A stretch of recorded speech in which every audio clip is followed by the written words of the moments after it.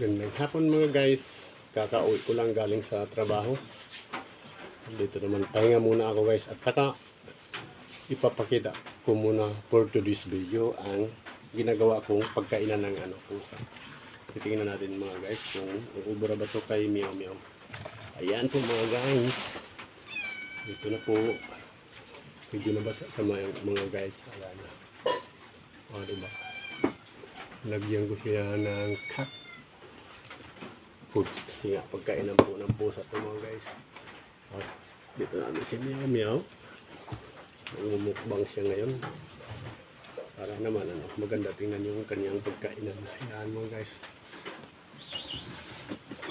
Ito po bibilang ko pala siya bukas ng 1 part kasi tingnan mga guys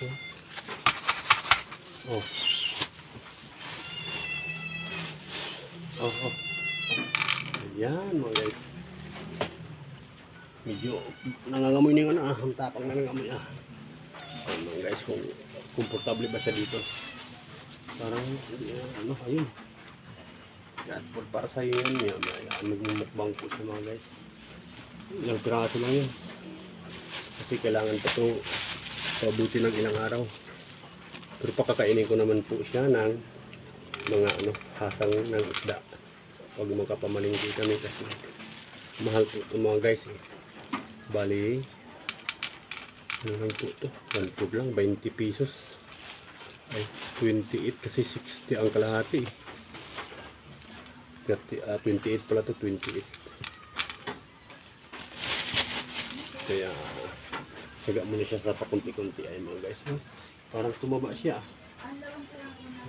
nakakatikim siya ng pagkain ng pusa. Ayan mga guys, tingnan nyo mukhang nasisiyan siya at saka gagawa pa ako ulit ng isa yung para sa pipinturahan ko kasi yung malaki para pag may sabaw kunti tubig-tubig hindi masira yung pagkainan niya. Ayan mga guys, tingnan nyo si Meow Meow medyo masarapan. Tingnan natin kung gaano siya katagal kumain. Ayan natin.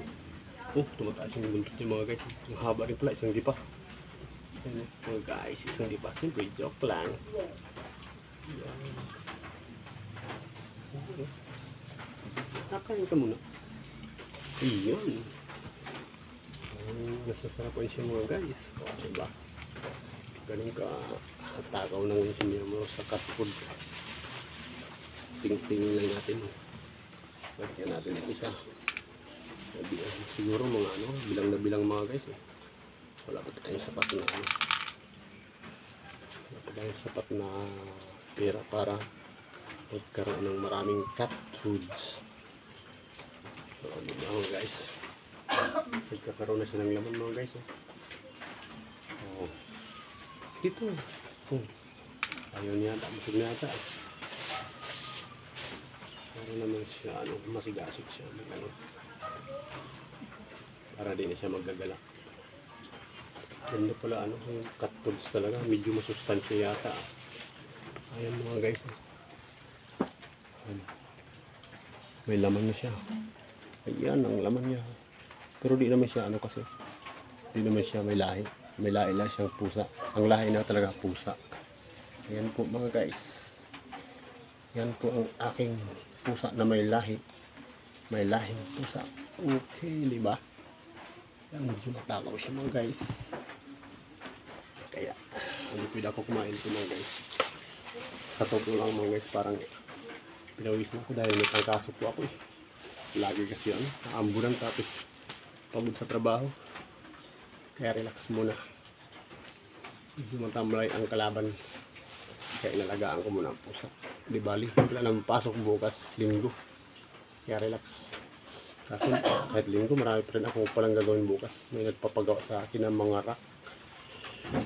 Kaya wala pa rin ligtas pala.